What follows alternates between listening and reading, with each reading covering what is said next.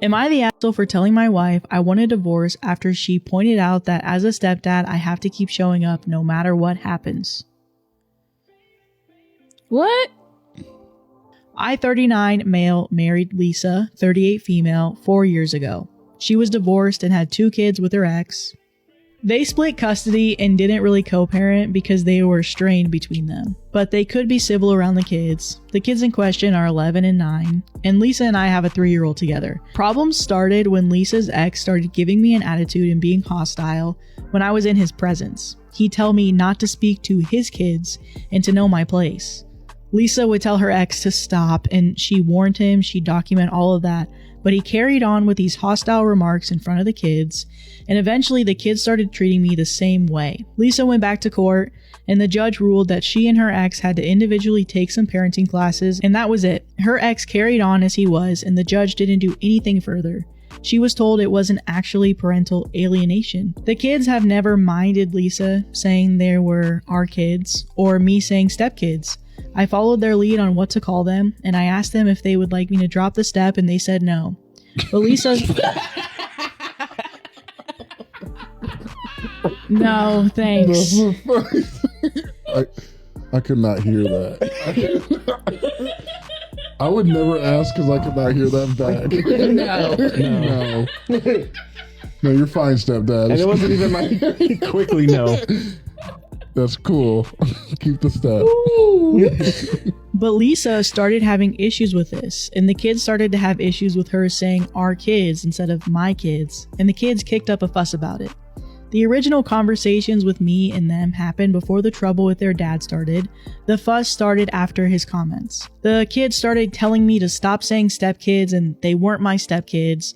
Lisa wasn't happy about me saying stepkids either, but the kids didn't want me claiming them as anything, and my wife wanted me to claim them as my kids. She started encouraging more of a relationship between us, but the kids constantly disrespected me.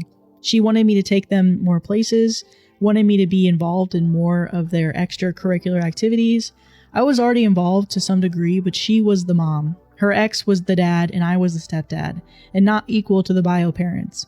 But she said I signed up to be their dad, and that was what I needed to be.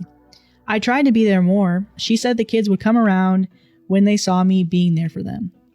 Their dad was more hostile to me. He was hostile to the child I share with Lisa. The kids started rejecting their half-sibling. They had never been super fond, but at least they would be kind around the youngest. But that did end, and they were angry about our child's presence. They repeated some of the things their dad did. Lisa went back to court over it, and the judge still did nothing more. I suggested the kids get therapy, and Lisa decided we needed family therapy. But the kids wouldn't talk or listen, and the therapist suggested individual, which Lisa ignored.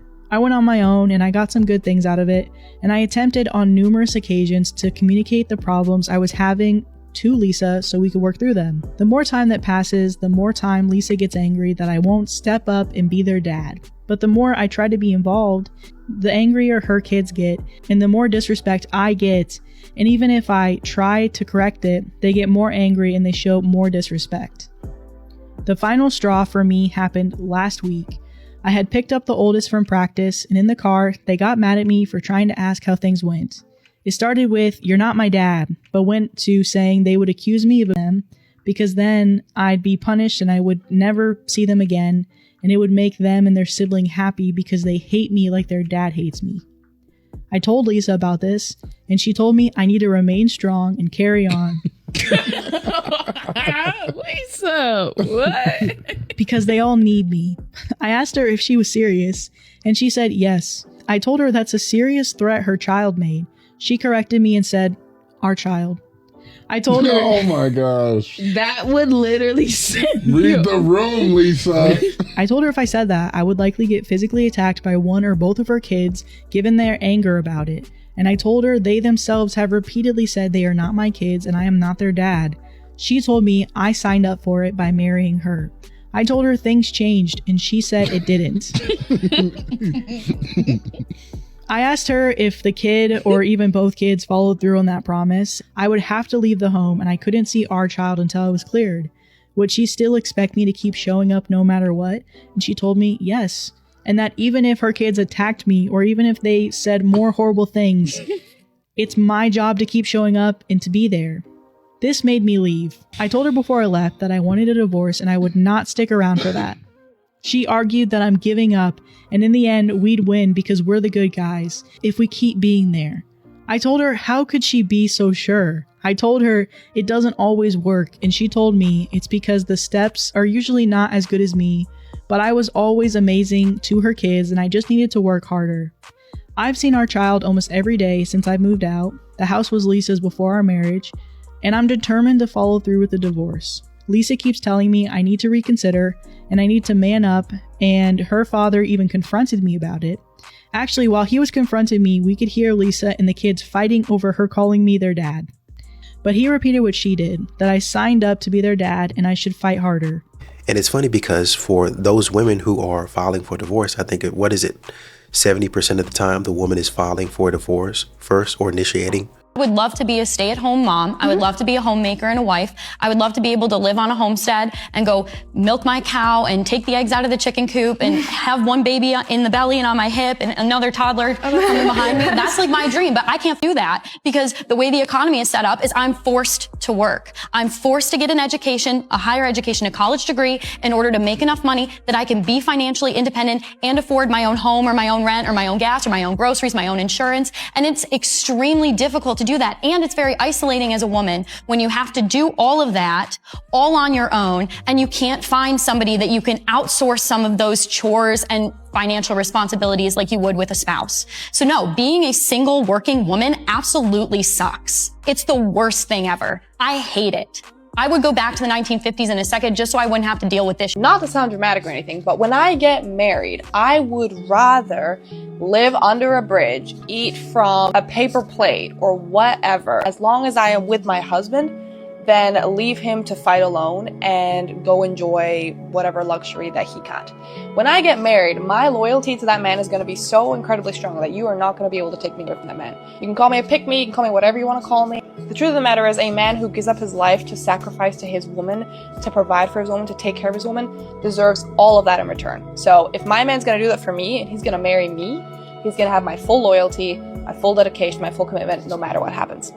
End of story. And every woman should think this way. Here's how to tell if a woman is serious about you. I will be honest in saying I was a bystander in all my past relationships. They had their goals, I had my goals, and we pretty much just worked independently. Now, when I met my husband, all of that changed and I was ready to multiply. I bought into his mission and any kind of support that he needed to make his dreams come true, I was there. I was determined to be his asset, not his liability. So not only was I helping him become a better man, I was also improving myself so that I could be the type of woman that he needed by his side. Now fellas, if she's not doing everything that she can to turn you up times 100, she's not ready to be a wife. She may be emotionally attached to you, but she's not emotionally aware enough to put the bigger mission over her temporary feelings. Or she's more concerned with getting what she needs out of you rather than making sure that you have what you need. So before you even think about putting a ring on her finger, take that and apply it.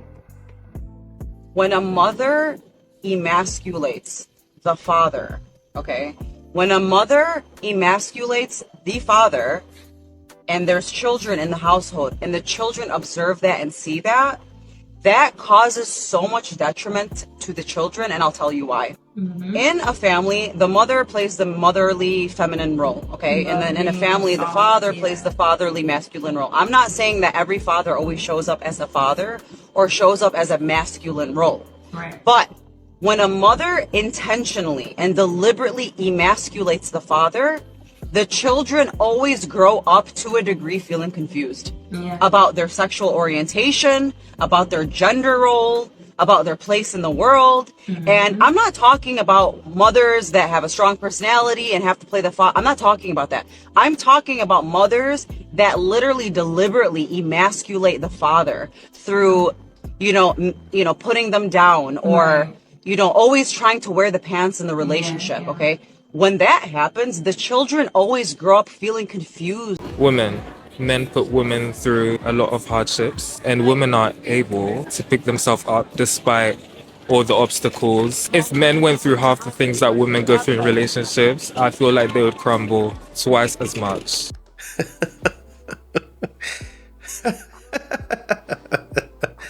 Diary of a Simpy Kid. Simpy Boy Blue. Get the heck out of here. Y'all want to see something crazy? Like absolutely bananas? I'm bored. Tell me the biggest financial mistake you've made. Not like I spent $150 on shopping. Something that financially ruined you. She said, I married for love and not money. How much do I owe you? It's okay. It's on the house. Is that him? Really? How much do I owe you?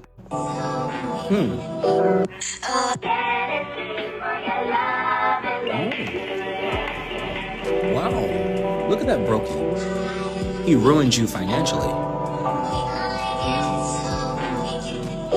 Flowers. Marriage.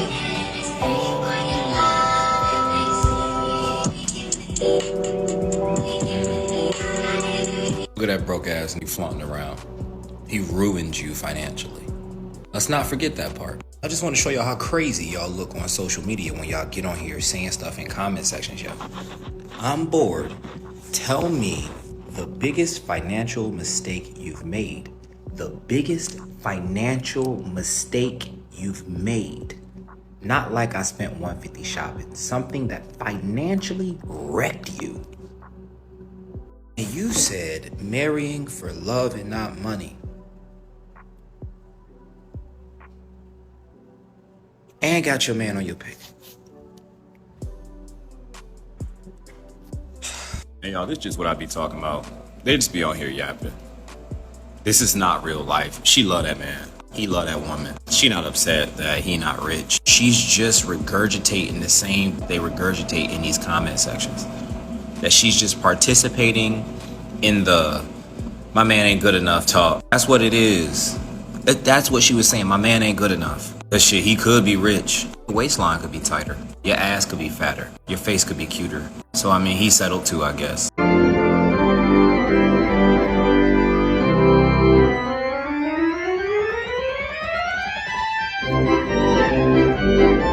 Fight with your friends. You lose your job, your pet dies, all right? Imagine scrolling Instagram Reels, all right? And an I hate my girlfriend video shows up, and there it is in the bottom corner. Your boyfriend's profile picture liked by floating in the corner.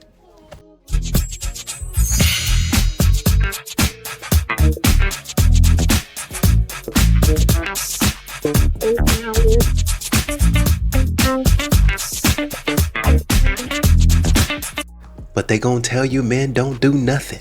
Okay, y'all, here's my thing is that when a girl posts like an outfit or like prom transition or like anything with like a new outfit, even if I think it's the ugliest outfit in the entire world, I'm still gonna be like, period poke, like slay queen, because you know when someone's feeling themselves, right? Okay, so take example for me today.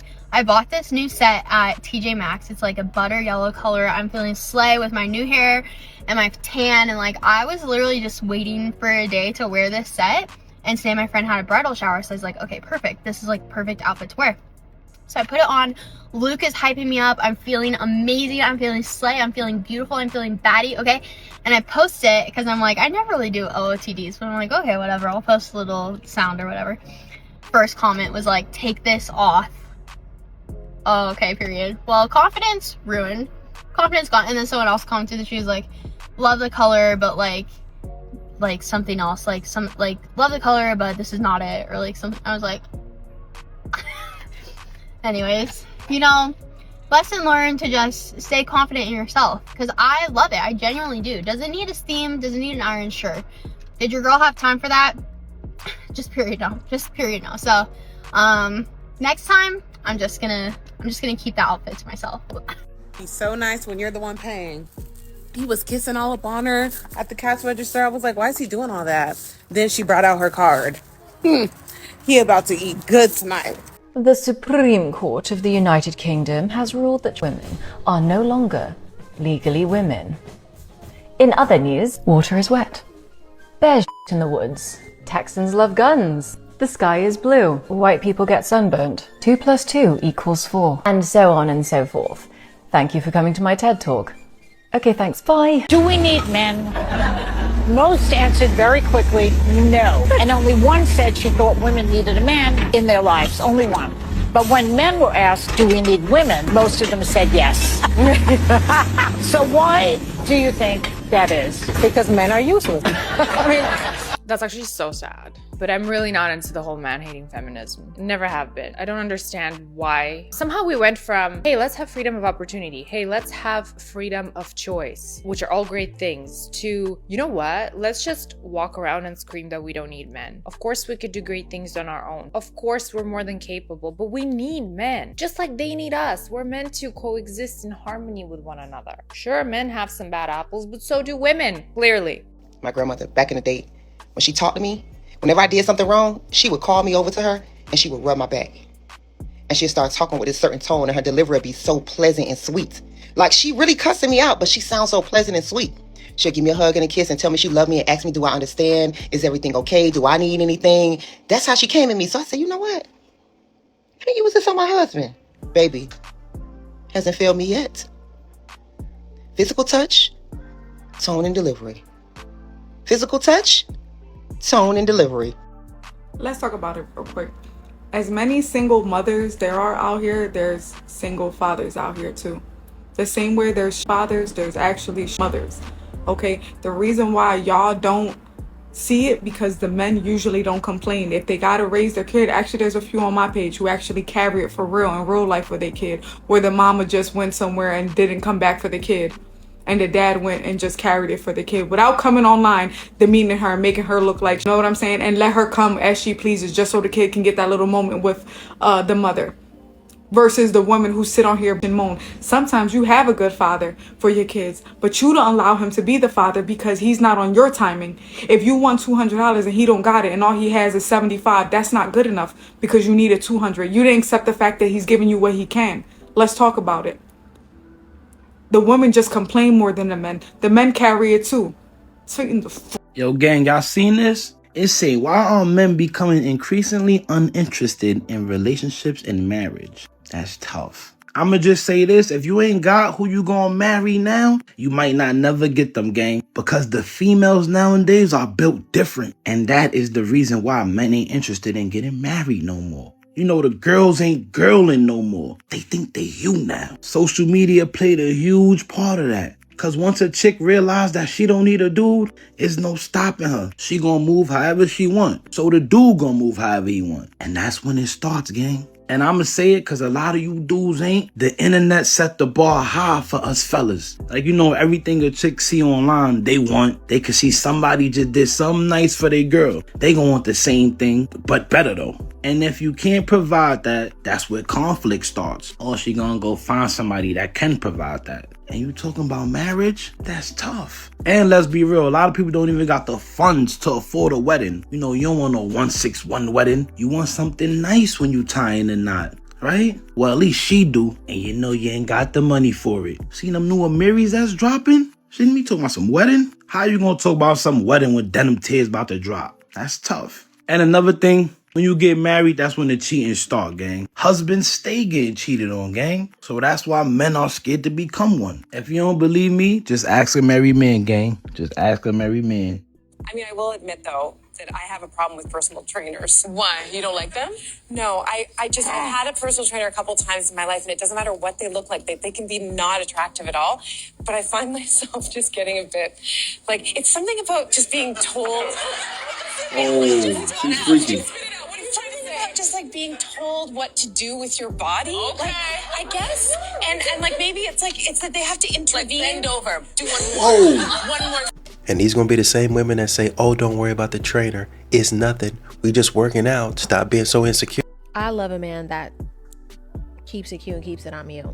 Yeah, please shut the fuck up. Yeah. I'm not going to. It's a balance. I was just about to say, it's nice when it's a balance. Like, and I think this is a known analogy. There's a rock and there's a star. I'm the star. I want to be the star, and I want my man to like be the rock, the unmovable rock that just allows me to flourish and be the star that I am. Right. That's it. Like you can have a voice and an opinion, but like to me, it's just like have a balance. Let a lady be a lady. Right. No. And let me yap if agree. I'm a yapper. I 100% agree.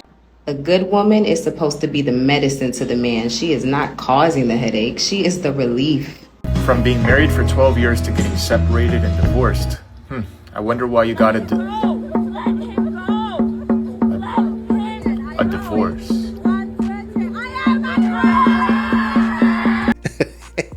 He didn't even take his hands out his pockets.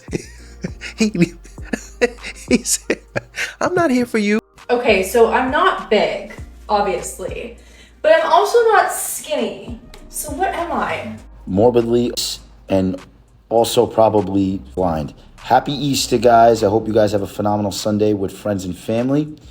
Thank you always for your support. Stop normalizing. Love you. 98% of men and 80% of women fantasize about other people while they're in relationships. Now, I research infidelity, cheating, and I think a lot of people have this quote-unquote get it out of your system view of fidelity, but this view does not match the literature I've seen. For example, men and women who have more partners before marriage are more likely to cheat than those who have fewer partners. Men and women who watch pornography are more likely to cheat than those who do not. And in this study, women, but not men, who fantasize about others were more likely to cheat than those who didn't fantasize about others. And I wouldn't read too much into the but not men part of that last sentence because it was a 98-2 split for men, so there really wasn't much variance to regress on. Now, this might sound like old-fashioned wisdom, but it's backed by modern research. Loyalty to a partner is analogous to health, right? You get it through routine exercise, not by smoking a pack of cigarettes a day to get the unhealthiness out of your system. Women feel like this is what I do for myself, so a man has to be able to do the same or more. Why can't you keep doing it for yourself? I agree with you, Tamron, but they're like, why if you here? If a man is here, why am I? But you're not here for my wigs. But they're feeling like this. Okay, I'm showing up for you. I'm giving you my energy. I am in your presence. You should pay for this. Now, I'm not saying I agree with it. In retrospect, telling someone on Thursday you could never imagine being with anyone else ever again, and then breaking up with them on Monday, it's insane behavior. Like, that is insane behavior.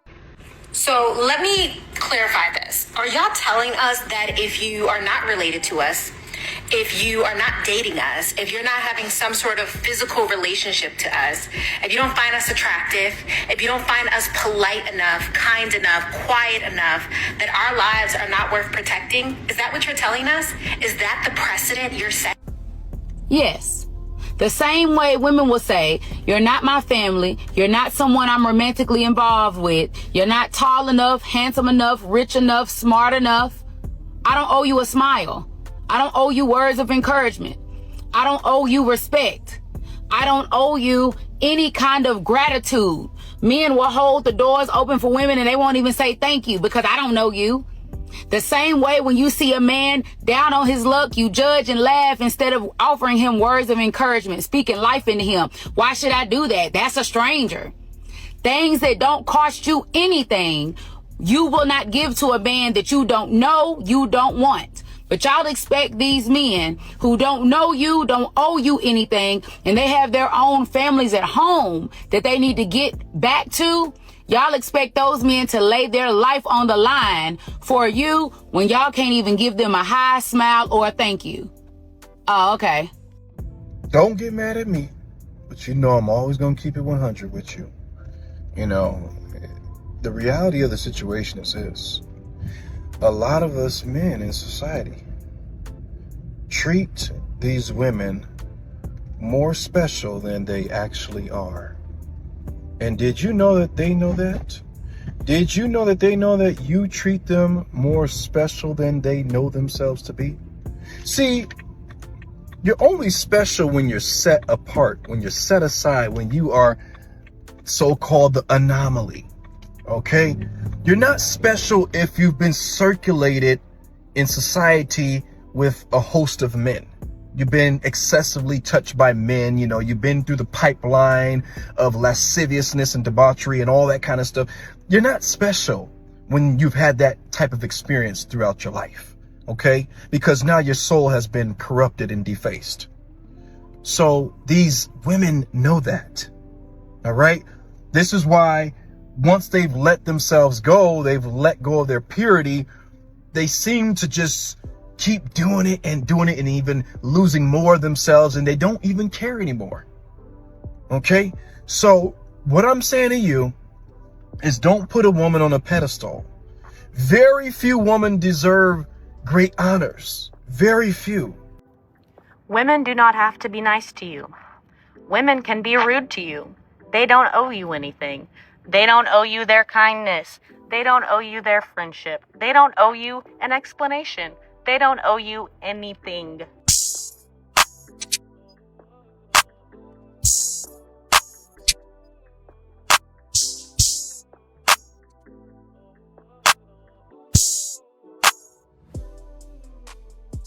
Use every single unfair advantage that you possibly can. Life isn't fair. We were all dealt a deck of cards. So you better be taking advantage of every single better card that you have than the other person. If you're hot, use that. If you could talk to people, use it. If you have daddy's money, use it. If you have some crazy connections, use them and don't feel bad about it. We all have cards. You're actually a if you don't use your own cards. This world is built off of opportunity cost. If you can do something better than the next person next to you, you're gonna get paid a lot more money in order to do it. The next time somebody says, oh, you're only good at your job because you're pretty and you can talk to people. Okay. And I'm not even trying to be mean. I'm just saying, if you have an advantage in your life, use it and don't feel bad about it. It's low-key a disrespect to not capitalize on some of your best assets. And if you're somebody that doesn't like the cards that you've been dealt, okay, fix them. You want to get hotter? Go to the gym. You want to get smarter? Read a book. You want to be happier? Eat better food and drink your water. You want better friends? Cut off the old friends and go out and go to a coffee shop and network with people. It's just really not that difficult. Well, you better be humble when you're doing it, or else dark days ahead. Let me just say this real quick. The reason why he chooses not to still deal with you is because you always in everybody's face. You always want to flirt. You always want to key and be laughing with other men. So when he don't want to deal with you, don't be mad at him. Be mad at yourself, because how are you conducting yourself? How are you presenting yourself? The reason why men stop dealing with a lot of you ladies is because y'all are too friendly. There is no high value man on this planet that is going to worship the ground that you walk on, full stop, let alone let you play these little cat and mouse games.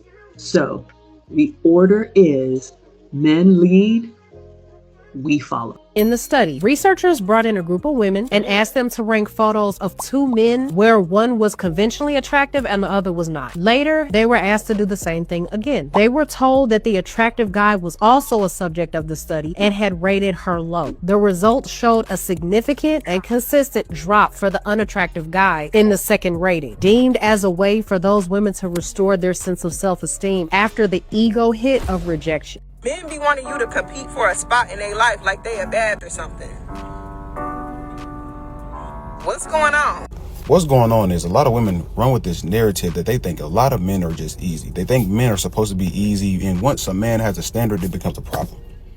They don't like when a man has a standard or has morals and has respect for himself. So then they get the shame and they calling you sassy, just like this woman did right here. Like, what's going on? You a bad bee? No, I'm just a man with standards. I have rules, and I move in a moral code that you just simply don't understand, or you're just not used to. Have you ever curved a woman or not responded to a DM before? Do you know how mad they get? It's kind of like how the men get with the women. Like, bro, it's the same thing. They get just as mad as the men, bro. I promise you, I can kid you not. They'll go as far as, oh, you don't like me? You must be GAY. I'm telling you, they're not used to denial, bro. They're just not used to men with standards. So no, it's not about competing for a spot. He just might not want to fit you. Wait, are you telling me that I get to hire a maid because you won't cook or clean? Oh my God, I'm so excited. I'm so even more excited to take care of your child that you had from your ex-baby daddy while you go out with your 9 male best friends. This is gonna be the best thing ever. Like, I'm so hard. I can't wait for you to get home. So big shout out to white women for being the most entertaining thing online. Just always with... Trauma cannot survive in the sunlight. Healing energy dances like a hummingbird over the flames of sorrow. Hashtag self-love. And you're like, damn, it sounds like this poor gal has really been through some shit. And then you learn she's like a 35-year-old trust fund baby whose parents pay her rent to support her dream of running a boutique wellness center that's only open on Tuesdays and Thursdays between 1 and 3. But in her mind, she's as inspirational as, like, the president from Independence Day or the damn Jamaican bobsled team. White women during Pride, though, is like Popeye after eating a gallon of spinach. Like, they'll share a story about a guy in 1970s Wyoming who was dead with a tire iron and then be like, this is what we go through every day. Even though she's not actually at all, she has a husband and a charcuterie business. But she drunkenly kissed her sorority sister back in 2009. And being a persecuted lady isn't her life at all. Her life is crying when not enough people like her Instagram post, showing off her new Indiana Jones hat.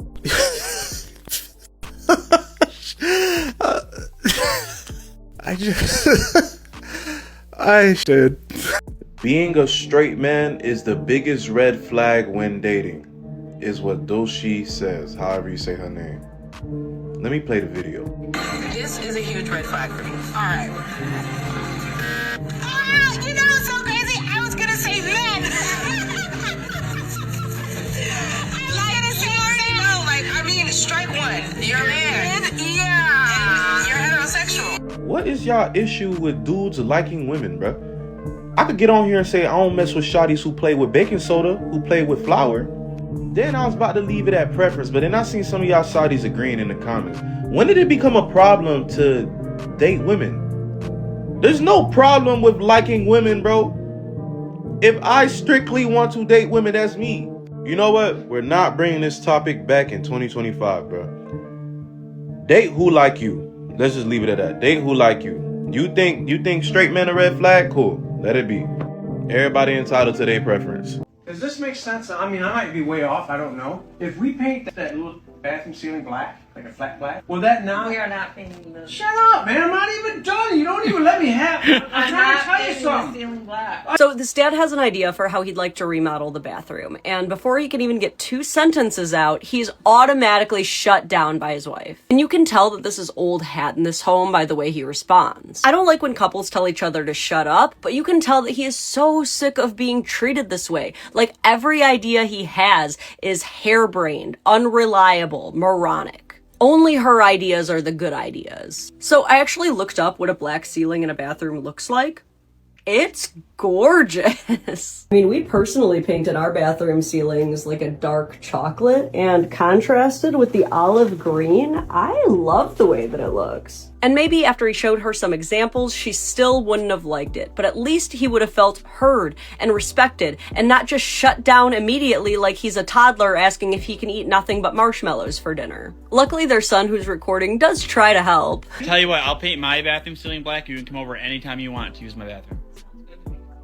Thanks, son. Who should pay on the first date? Okay, simple answer, the person who asked the person on a date. Okay. That's, I think, the go-to. If ever in doubt, that's the answer. I do think, like, men should pay on the first date. Okay. I think the woman has done enough, you know? She got ready, she, like, fought through life, she's sitting in front of you, just, like, pay for the first date. I've seen this blowing up on social media. Why do men with degrees and good paying jobs also lack emotional intelligence and maturity? So I'll give you the exact answer using psychology. So the same traits that help men succeed in high paying careers don't necessarily translate to emotional intelligence. And in fact, many of these men are avoidantly attached. That's their coping skill. So this is a con when it comes to relationships, but a pro when it comes to work. Avoidants thrive on independence. They focus on results over relationships, and they often prioritize control. So these are traits that are rewarded in corporate spaces, but are detrimental to emotional connection. And it's very different for men versus women. For men, climbing the corporate ladder requires a level of detachment, not deep interpersonal connection, unlike women. Women actually tend to rely on emotional intelligence to navigate the workplace. But men can succeed with just competence and assertiveness. And that's basically because we live in a patriarchal society. So the emotional detachment is a huge advantage to them in the workplace. So if that's your only consideration for a high value man is someone who has a degree or a high paying job, they probably are going to be emotionally unavailable. They've trained themselves to succeed in business, but not relationships. I mean, listening to this type of foolishness all day, how can a man not get tired of hearing it? Men do not seek relationships. Men seek pleasure. All troops will embark for a ground assault. Prepare to target the main generator. Target, maximum firepower.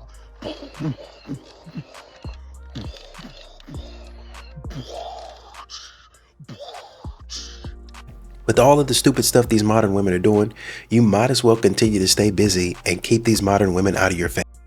A lot of men don't want me to say this, but a woman chasing you endlessly does not mean that she has true love for you. Now, what do I mean by this? Sorry, I'm just so annoyed by my freaking voice. So, there's a difference between a woman wanting to respect you and a woman who will do whatever she wants at any cost to be able to control you. You won't have to say no twice to a woman who wants to respect you. That's why men don't care if she likes him, because you can like him and still not respect him. Respect is what matters the most. If she respects you, she will trust that you're masculine enough to make your own decisions. And if she doesn't support that, f off. Quit talking to me. One-on-one coaching will be in my bio.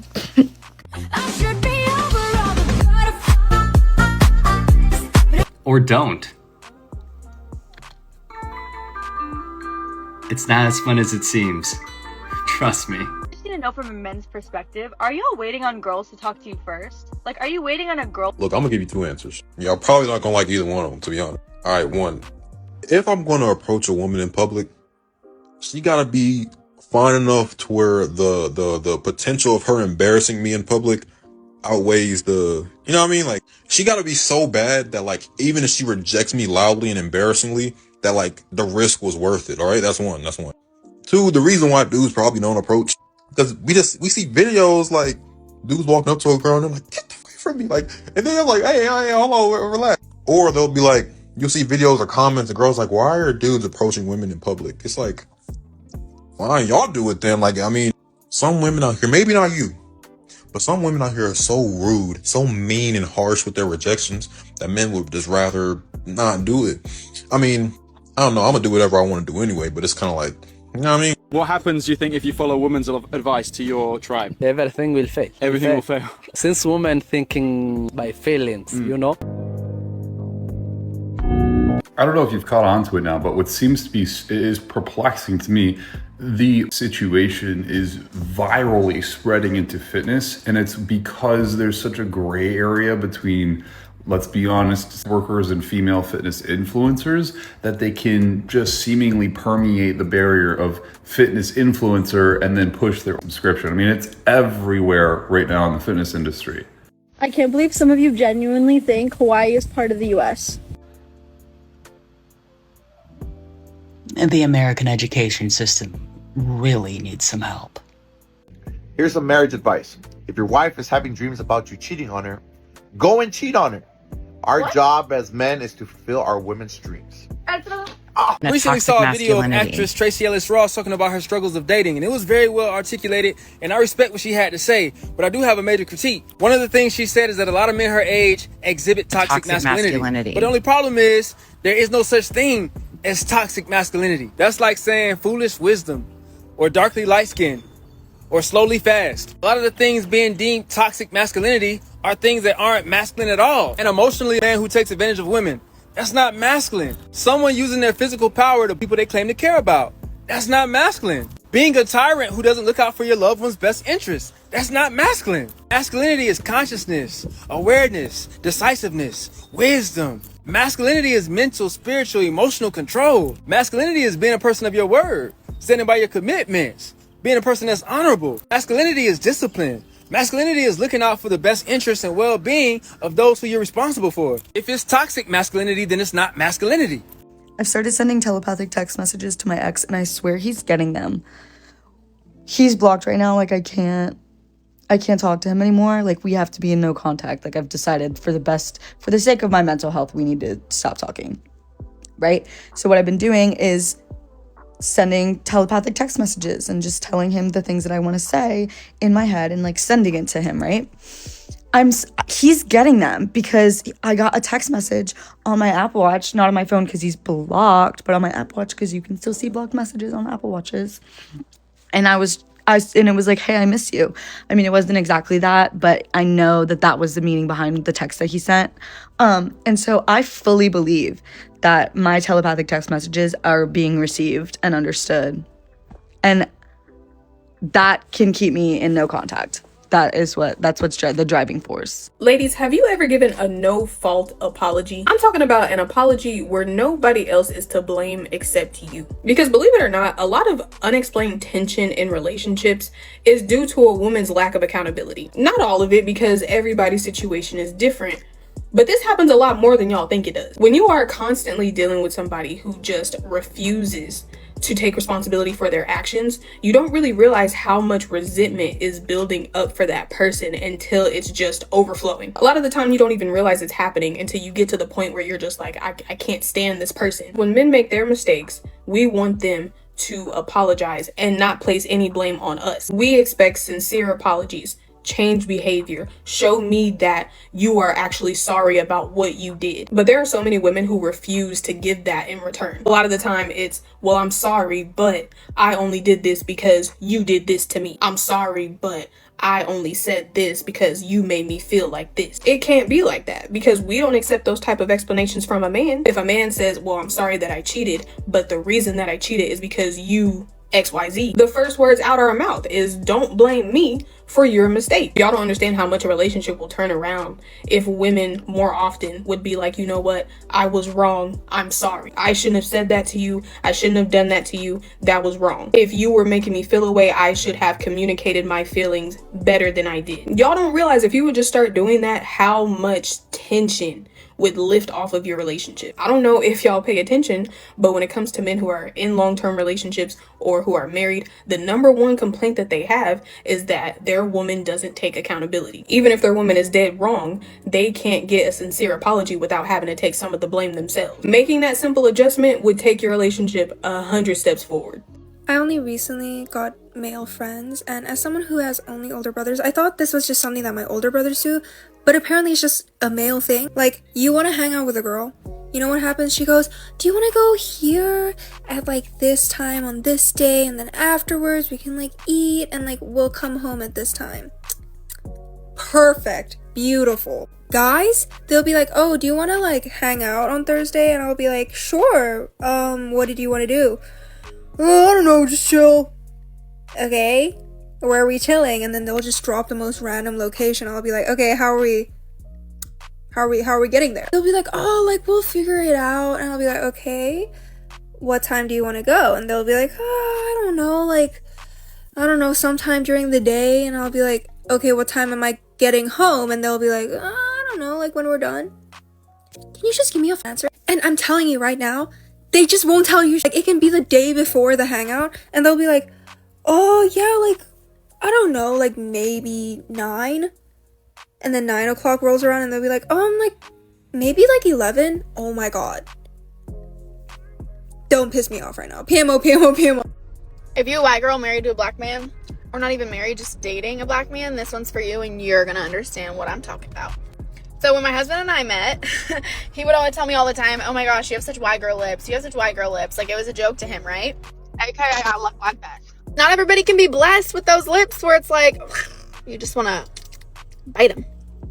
Well, joke's on that, because now that your girl don't have white girl lips, so yes, these babies have about 2 syringefuls in them. And today I thought I'd bring you guys along to come with me to get a lip flip and get rid of these ugly little bastards. So ladies, if your man keeps saying to you, oh my gosh, you have white girl lips, da da da da, joke's on him, because you're about to be obsessed and look younger than ever, and he gonna be jealous. Because let's be honest, that saying of black don't crack, it's true. What's going on here? You teach a child the way he should go, and when he is older, he will not depart from it. Not a whole lot of teaching going on in the house. I just want to give y'all a couple of lyrics from the entertainment industry that really highlight some of our problems.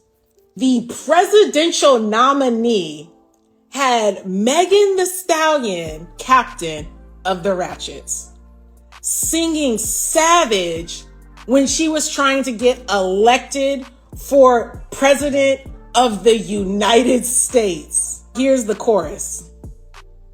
I'm a savage, classy, bougie, ratchet, sassy, moody, nasty, acting stupid.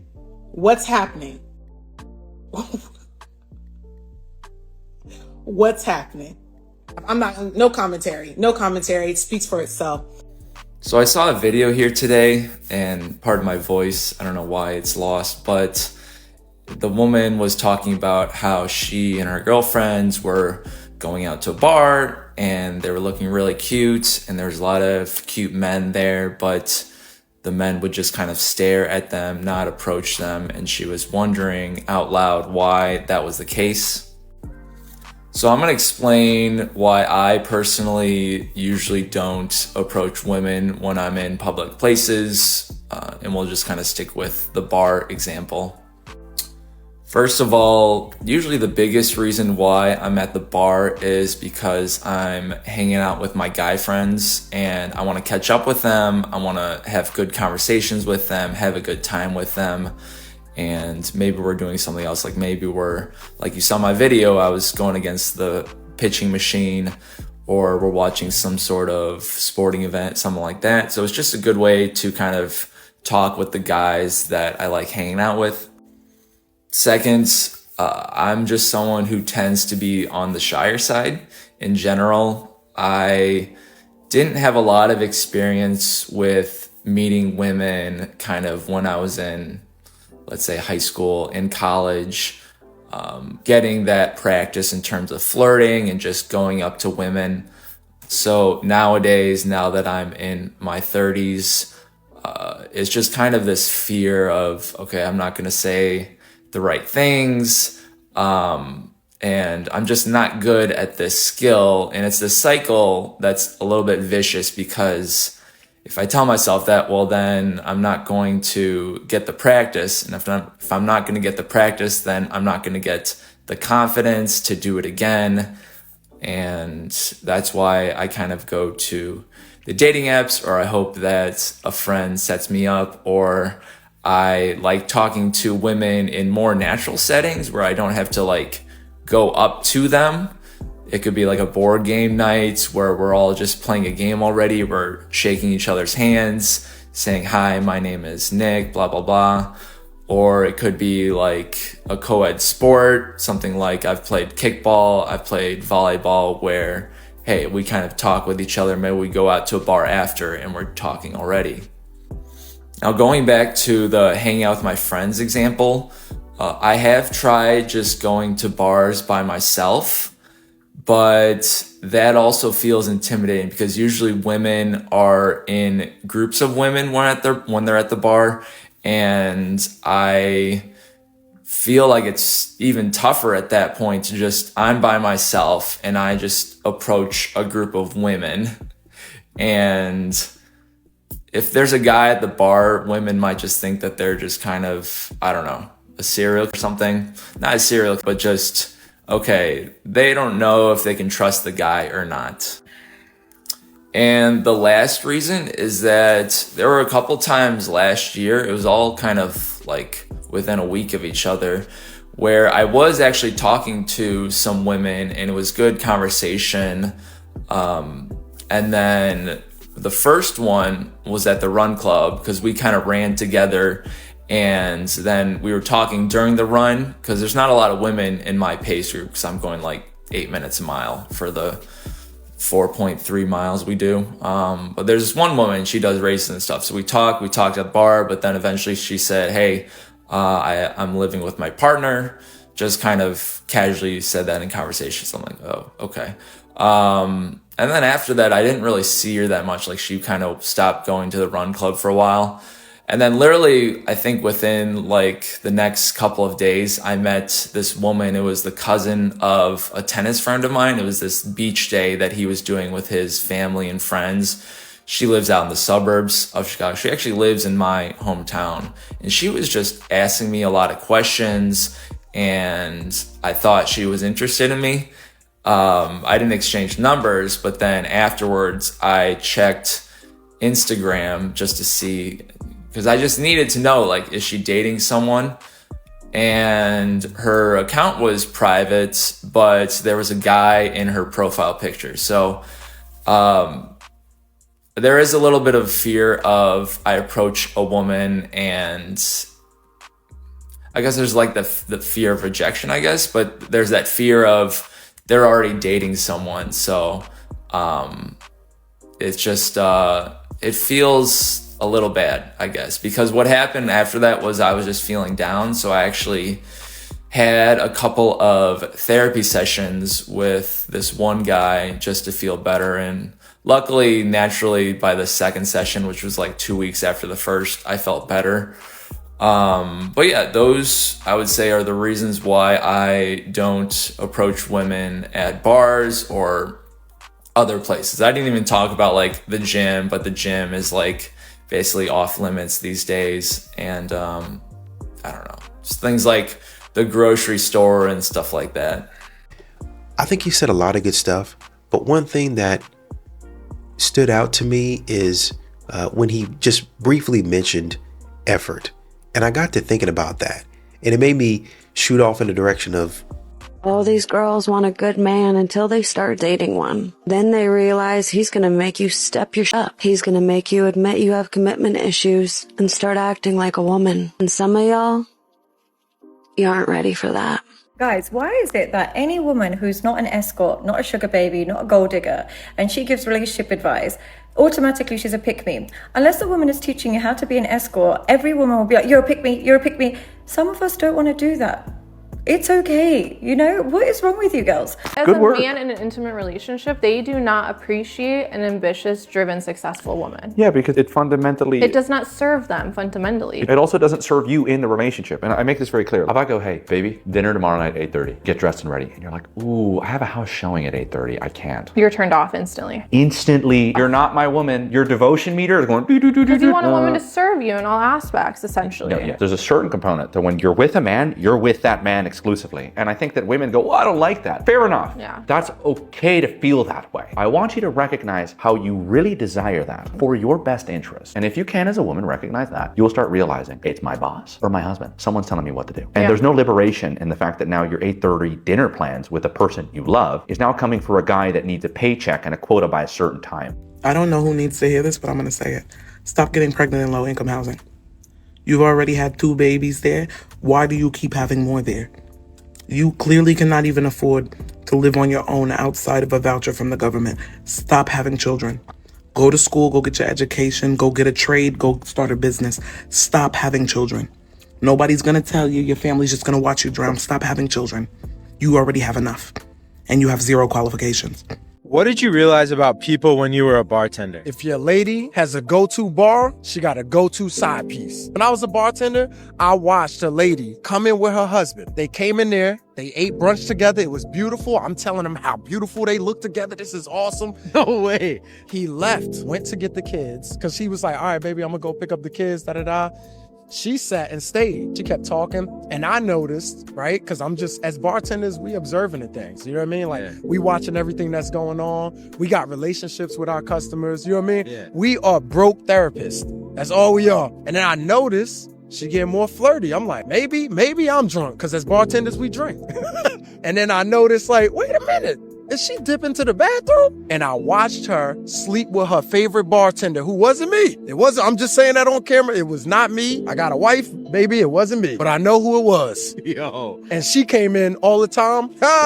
While her husband's picking up the kids, somebody else is dropping theirs off in her mouth. So if your lady always at the bar hopping, she getting it popping. It is what it is. Yo, bro, what the? Women fumble their own bag because you cannot listen. You cannot just sit there and take what this man is telling you. Like an older white man that I was dating, he taught me like about investments and stuff like that, and he taught me the 7 to 11 rule and how he became a multimillionaire. Like, he gave me gems and nuggets and told me where to put my money. And then one day I needed money for like some attorney fees or something like that. It came from the mutual fund he had told me to put my money in, and I listened to him. It doesn't have to always be like a combative talk back and you're trying to control me, you want to rule me. No, like, he's giving you free game. And the funny thing is, this is a regular occurrence. That men talking to you and helping you is a regular occurrence. But guess what it's labeled as nowadays? Mansplaining. Oh, he mansplained, and oh, you know, men and how they try to talk to you like you're less than, gotta. And then you get up here and you're like, why ain't men helping us out? Why don't men protect and provide? Because when a man was trying to tell you how to protect yourself and provide for yourself, hey, listen, what do dads say? Hey, I'm not going to be around all the time. So here's how you do this. Let's go ahead and build out the structure for you right now. Let's go ahead and train you in the way that you need to go. So when I'm not here, you ain't got to be called daddy, daddy, daddy. I want to prepare you for the world. And I get it.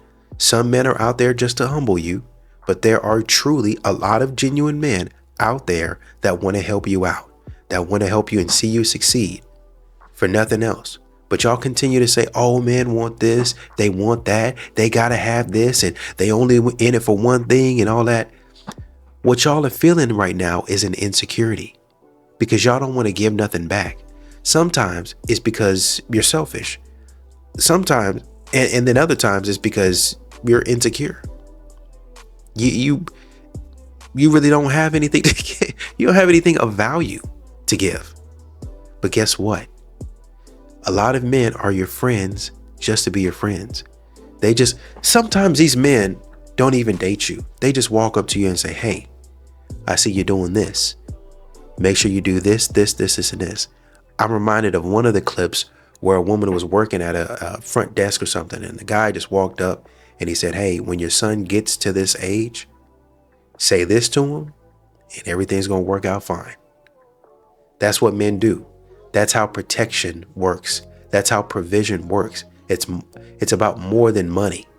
She wasn't even with him, and he gave her some nuggets. And because she listened, she didn't think like a modern woman and say, oh, I'm going to do it myself. I don't need you. She benefited and she profited.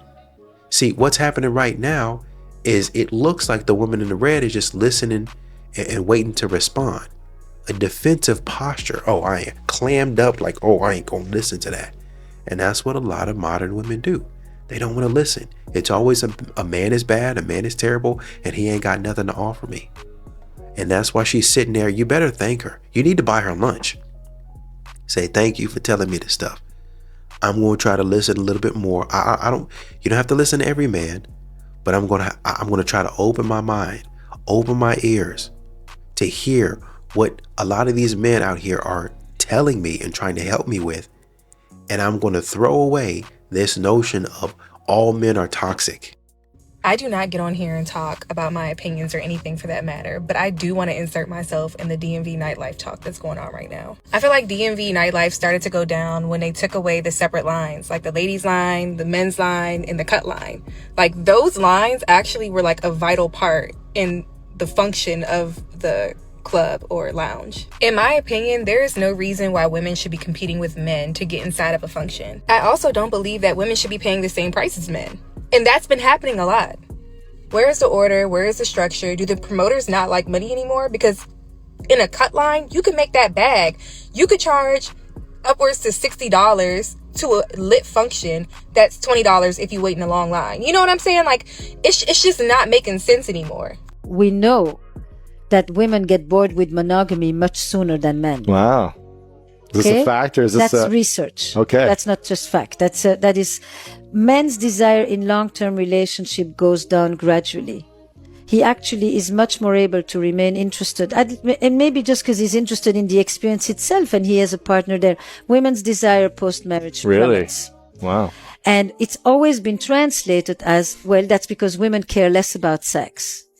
Rather than it's because women care less about the sex that they can have in their committed relationships, which is often not interesting enough for them. And it often has to do with the fact that the story, the character, the plot is not seductive. The romance, which is an essential ingredient of turn on for the woman, often disappears in the long-term relationship. It's like people look at each other at the end of the day and you want to fool around? You want to do it? You're up for it tonight? Now, this is not very much of a turn on for most women. And the idea that foreplay often starts at the end of the previous orgasm, and not 5 minutes before the real thing, right. Which for her is not the real thing. The real thing is everything else. So it's essentially the game. Yes. Yes. It's creating a game. It's seduction. It's a plot. It's a coming close. It's a tease. Mystery. I don't call him. Yes, you do. When was the last time I called him? 3 years ago? 2 years ago. This is so silly. I think some women are asking the question because some guys these days don't let women be feminine. How does a guy stop a woman from being feminine? I say this every time.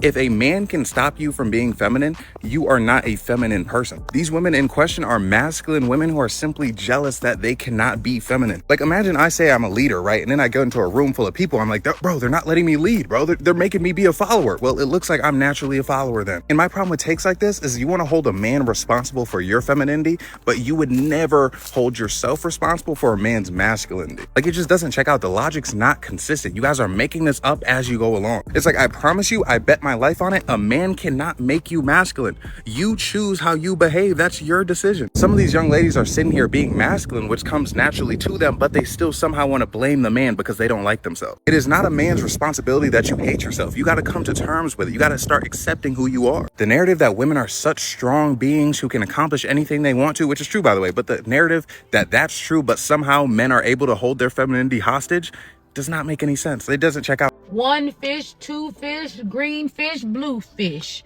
black fish, red fish, old fish, new fish. Y'all remember that Dr. Seuss rhyme in the book, right? I need y'all to realize that that's how men are about their women. Somewhere along the line, we have lost the fact that men like different types of women. With all of the plastic surgery and all of the lies that we see on social media, there are some ladies out there that may believe that they have to look a certain kind of way, be a certain type of shape, wear their hair a certain type of way, talk a certain type of way, because that's what men like.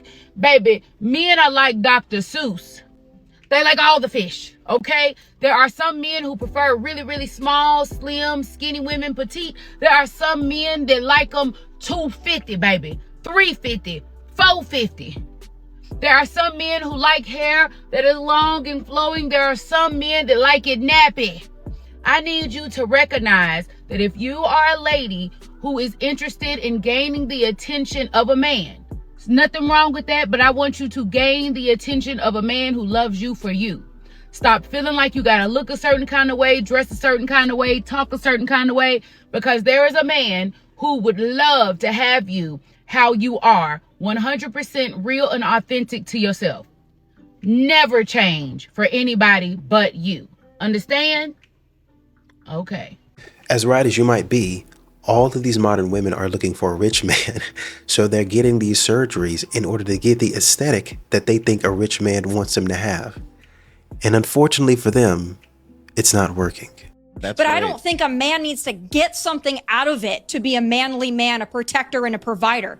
If you think you need to get something out of it, I quite frankly don't consider you a real man. Let me just bring up, do you notice, first of all, when he says, okay, these are all the things that you expect a man to do, a provider, a protector, you know, you're home at night and somebody starts rattling at the door, you want the guy to be the one to protect that home. These are all, yes, these are expectations that traditional conservative women have of men. And in my view, it's correct to assume that. Yes, a man should be a provider. A man should be a protector. A man should be a masculine man. But you notice that when he turns around, and Andrew Wilson, I don't know a lot about Andrew Wilson and what he's saying about other topics. I have no idea. But in this clip, he's right. Because when he turns around and he says to Tomi Lahren, okay, so these are the things you expect of men. What can men expect rightfully of women? What are the duties that a woman should do? She immediately turns around, and there's a lot of defensiveness in what she's saying, but she says, well, I don't think, you know, you should have to expect anything. You know, well, why not? Why should men not have to expect anything, but women get to expect that a man is a provider, that a man is a protector? These are expectations that you're setting on men. You're saying, I want a masculine man. I want him to fulfill these roles. Okay, then let's be fair. And let's say, well, then what can a man expect of you? And she's saying, well, nothing. What do you mean? One of my favorite ways to assert my dominance on the trail as a female hiker is when I see a guy pass me, I ask him, oh, was that your wife that just passed me like a mile ago? Obviously making the assumption that there was another woman that passed them. And every single time they get so defensive and they're like, what? No. Microfeminism, ladies.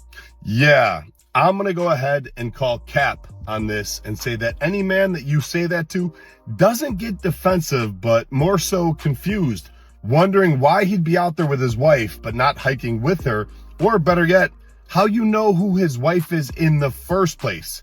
You're a stranger. Weird. And how is this feminism?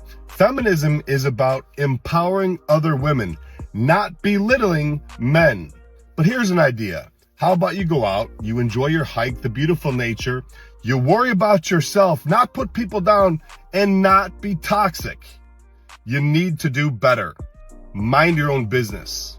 What do you bring to the table? Is a man not allowed to want things out of a relationship? What's the point of him getting into one then? For a lot of men, dating isn't even worth it anymore. And while I think there are better ways of asking this question, it's still a valid question overall. And if he doesn't ask it, he's still thinking it. No one wants to go into a relationship just to take care of somebody else. We all want something out of it. This video is going viral of this girl breaking down reasons why men should have to pay on the first date. But this guy breaks down all of her reasons, and the number value he arrives at is shocking. So she starts off by listing all the different products that she has to purchase in order to make herself look good for her date. And the products she's purchasing are quite expensive when you really look at it. And so what he does is he calculates the cost per use for each of the items. So if you look here at the top, it says $98 for a 150 milliliter bottle. So that's 65 cents for one use, if one use is about 1 milliliter. So example, one of these other products, she uses 4 drops in the video, which is equivalent to about 65 cents for that product, for the date. And as she continues, he keeps tallying up the numbers, and they go pretty high because she's claiming that her total value for her makeup for that one date was $758. But when he tallies up all the units per use, it's $12.05. It's equivalent to a small Big Mac meal. But what do you guys think about this? So basically,